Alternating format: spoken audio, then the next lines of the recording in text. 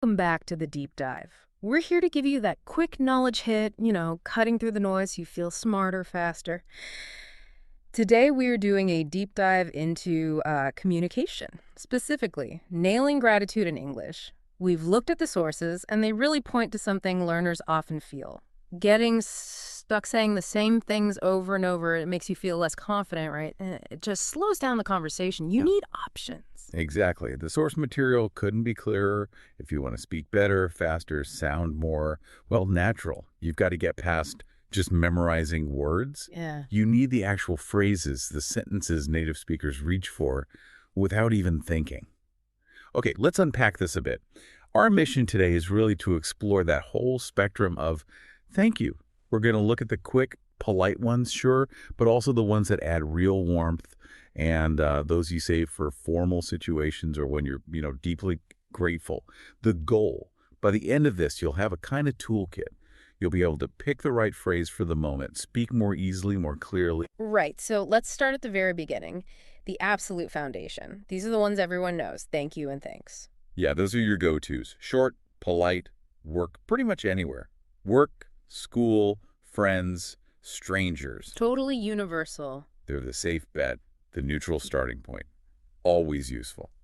But sometimes neutral can feel a bit flat, maybe. Like you're not putting much effort in. If you want to add a bit more warmth, how do you, level up from just thanks? Well, the easiest way is just adding a bit more emphasis. Think quantity. That's where you get Okay. thank you very much, or the slightly more casual thanks a lot. Okay. And maybe for something that feels a touch more formal, perhaps in writing many thanks, using these, it immediately signals, okay, this is more than just basic politeness. There's some feeling there. That seems pretty straightforward. Thank you very much. Thanks a lot. But hang on, with thanks a lot, isn't there sometimes a risk? I mean, people use that sarcastically, right? Like if someone bumps into you and spills your coffee, you might mutter, oh, thanks a lot. That's a really great point. And yeah, context is absolutely everything there. Its main job is to amplify thanks. But because it's casual, it's definitely open to that sarcastic flip. Right. So if you're ever unsure about the situation or the relationship, thank you very much is probably the safer bet to make sure you sound genuinely grateful. No sarcasm risk there. Got it. Okay, so moving into even clearer positive feeling, the sources also mention things like sincerely thanks. That sounds quite earnest. And the really common one, thank you so much. Yes, sincerely thanks has a nice grounded feel. And thank you so much. That so much is doing a lot of work, isn't it? It really seems to be. It feels like that's the point where it shifts from just acknowledging something, like someone handing you a receipt, to really recognizing the effort involved. It makes it more personal, less transactional. Absolutely. It clearly shows you really value whatever was done for you. And if you want to push that genuine feeling even further, almost into hyperbole, that's where you pull out, thanks a million for your help. Ah, thanks a million. Definitely sounds like you're very thankful, even though obviously nobody's expecting $1 million. Exactly. And what's interesting there is, while it sounds like huge gratitude, sometimes between really close friends, you might hear it for something tiny. Like someone grabs you a drink. Oh, yeah. Yeah, used casually like that, it almost reinforces the friendship. It's like saying, any help from you, no matter how small, feels huge to me. So it kind of softens the debt while keeping that high positive energy. It's quite flexible, actually. Okay, so we've covered the everyday stuff and adding that emotional warmth. Now, let's go up a level.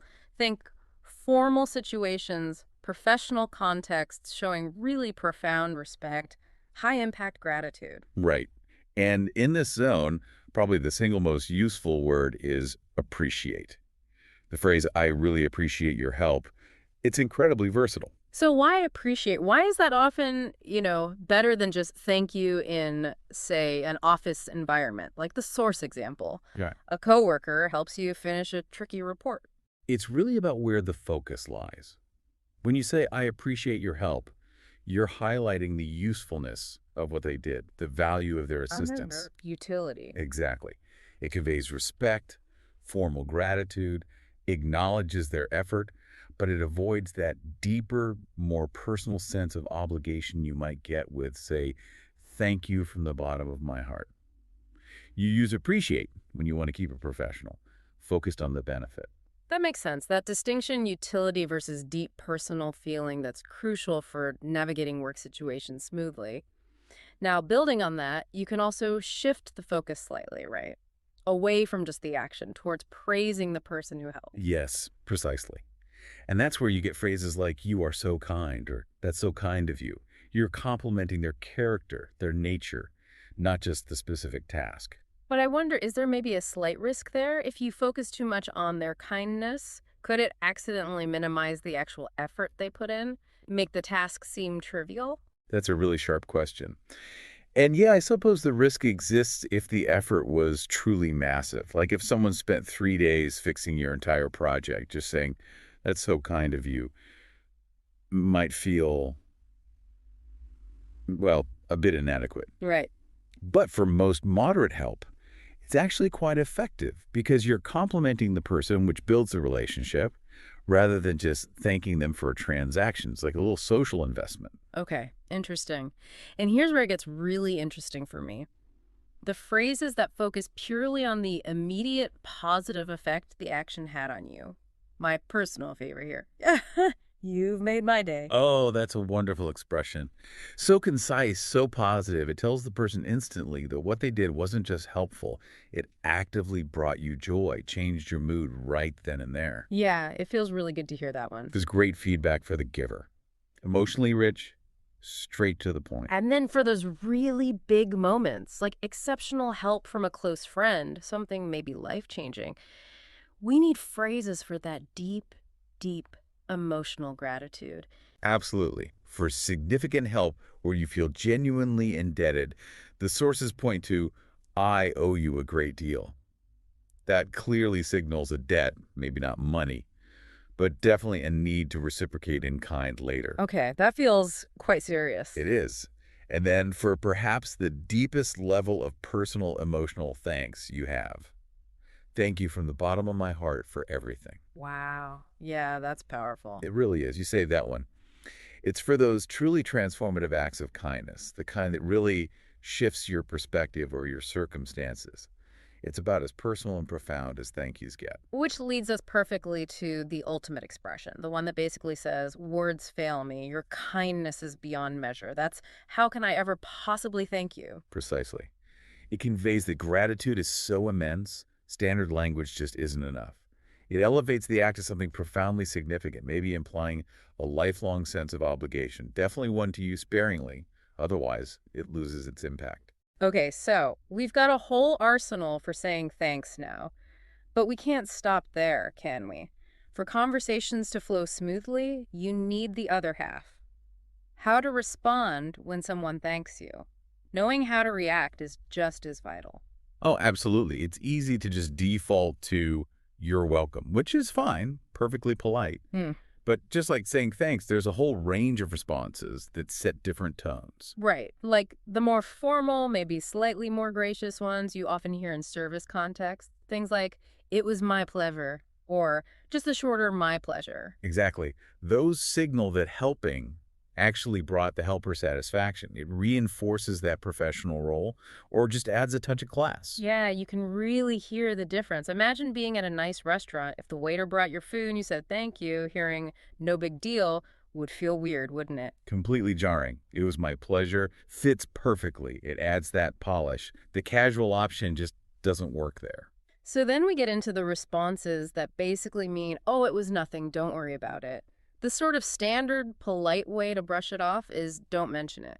Yeah, that's the classic, elegant way to downplay your effort. It serves a really important social function, actually. It helps keep things balanced, stops the other person feeling too indebted for something small. Makes sense.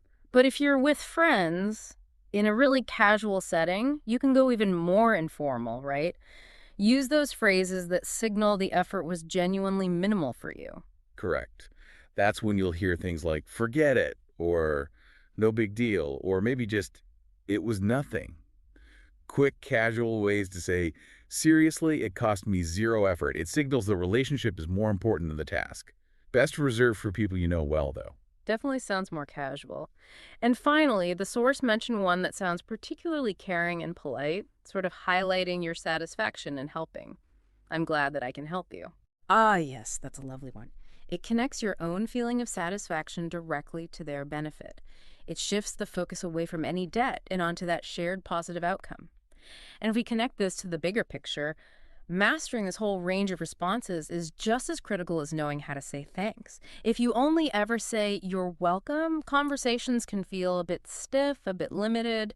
Variety is key for dynamic interaction. Okay, so bringing this all together, this deep dive started with the basics, thank you, thanks. We saw how simple additions add warmth, but also noted that potential sarcasm pitfall with thanks a lot. Mm-hmm. Then we jumped up to high-impact gratitude, really unpacking the power and professionalism of appreciate.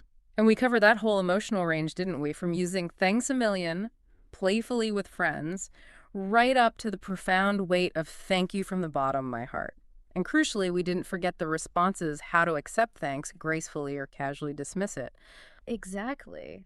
And the real value here is knowing which tool to use when. Situational correctness.